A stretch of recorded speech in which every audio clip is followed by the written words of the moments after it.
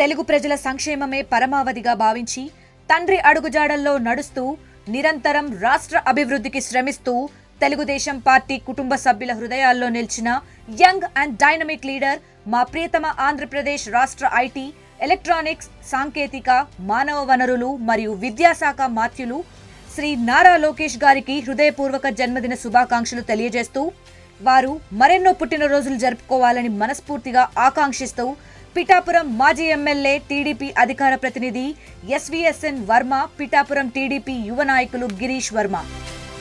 Media మిత్రులందరికీ నమస్కారం.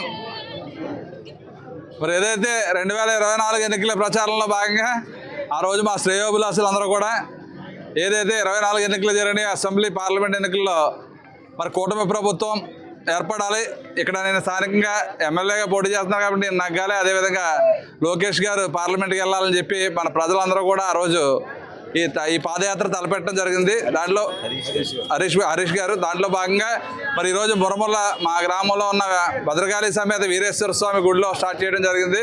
మరి ఇప్పుడు తాళరేవు వరకు, సీతారాంపురం వరకు వచ్చాం. దీంట్లో ముఖ్య అతిథులుగా పాల్గొన్న మరి మాజీ మంత్రివర్యులు పెద్దలు చిక్కాల రామచంద్రరావు గారు, అదేవిధంగా మన పార్లమెంట్ పార్టీ అధ్యక్షులు ఉత్తుల సాయి గారు, సోదరుడు మరి ఎమ్మెల్సీ పేరాబత్తుల రాజశేఖర్ గారు, మరి అదే కాకుండా మన కూటమి నాయకులందరూ, సోదరులు సోదరిమణులు, అభిమానులు, పాత్రికేయులు అందరూ కూడా మరి ఉదయం 5 గంటల నుంచి కూడా పాదయాత్ర మీ అందరూ కూడా మాతో పాటు ప్రయాణం చేసినందుకు మీ అందరికీ పేరు పేరున నమస్కారం.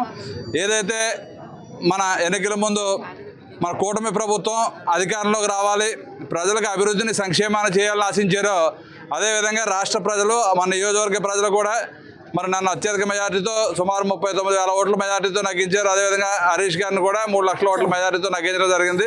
మరి కూటమి ప్రభుత్వాన్ని 164 సీట్లతో అత్యధికమైన మ్యాండేట్ ఇచ్చి ఈరోజు రాష్ట్రంలో అధికారంలో తీసుకొచ్చారు ప్రజలందరికీ పేరు పేరున హృదయపూర్వక నమస్కారం. అదే నమ్మకంతో ఈరోజు మరి కూటమి ప్రభుత్వం, గౌరవ ముఖ్యమంత్రి గారు 24/7 కష్టపడి ఉప ముఖ్యమంత్రి గారు కూడా మరి మన రాష్ట్ర ప్రయోజనాలు కాపాడుకుంటూ మన రాష్ట్ర అభివృద్ధిని, సంక్షేమాన్ని పరుగులు పెట్టిస్తూ మన భావితరాల భవిష్యత్తు గురించి అక్కడ అమరావతి రాజధానిని శరవేగంగా పూర్తి చేసుకుంటూ ఒక పక్క రైతాంగం గురించి పోలవరం ప్రాజెక్టుని అత్యధిక వేగంగా 2 సంవత్సరాల్లో దాన్ని కూడా పూర్తి చేసుకుని మరి ఇంటర్నేషనల్ సమిట్స్ పెట్టి సుమారు 600 MOUలు చేసి 13 లక్షల కోట్ల పెట్టుబడులు తెచ్చి మన యువత అందరికీ కూడా ఉద్యోగావకాశాలు తీసుకొచ్చి మన రాష్ట్రాన్ని ఆర్థికంగా ముందుకు తీసుకెళ్లాలన్న ఉద్దేశంతో అనునిత్యం కృషి చేస్తున్న కూటమి నాయకులకి, అదేవిధంగా ప్రధానమంత్రి గారు మోడీ గారు కూడా పూర్తి సహాయ సహకారాలతో మన రాష్ట్రం ఇలా సుభిక్షంగా ముందుకెళ్తుంది. మనం ఇచ్చిన హామీలన్నీ కూడా మరి గర్వంగా చెప్పుకోవచ్చు. 10 నెలల పెన్షన్ కానీ, తల్లికి వందనం కానీ, ఇంటింటికి గ్యాస్ కానీ, బస్సు ప్రయాణం కానీ, మరి రైతులకి అన్నదాత సుఖీభావ కానీ, మత్స్యకారులందరికీ భరోసా కానీ, ఇవన్నీ కూడా క్రమం తప్పకుండా 1వ తారీఖు వచ్చినప్పుడు పెన్షన్లు కానీ, జీతాలు కానీ అన్ని ఇచ్చుకుంటూ మరి రాష్ట్రాన్ని గత పాలకుల నిర్లక్ష్యంతో కుక్కర చింపిరి విస్తరణ చేస్తే దాన్ని మళ్ళీ గాడిలో పెట్టి ఇవాళ రాష్ట్రాన్ని పెట్టుబడులు అత్యధికంగా తేడానికి మళ్ళీ మన ముఖ్యమంత్రి గారు దావోస్ వెళ్ళటం, మన లోకేష్ గారు దావోస్ వెళ్ళి మళ్ళీ ఎన్నో పెట్టుబడులు తీసుకొచ్చి మన రాష్ట్ర భవిష్యత్తు గురించి అనునిత్యం కష్టపడుతున్న ఈ కుటుంబ ప్రభుత్వాన్ని ప్రజలందరూ కూడా 4 కాలాల పాటు ముందు తీసుకెళ్లాలని తెలియజేసుకుంటూ ఈరోజు ఈ కార్యక్రమంలో పాల్గొనే విజయవంతంగా ముందుకు నడిపించిన మన కార్యకర్త సోదరులందరికీ కూడా పేరు పేరు నమస్కారం.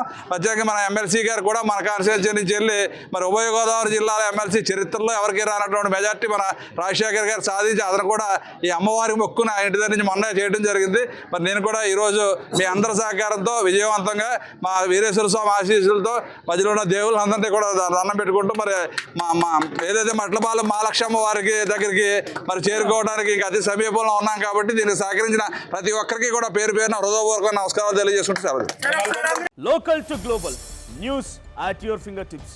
మీ చేతిలో ఒక ఆయుధం. డౌన్లోడ్ రా TV app. Media legend Ravi Prakash is back.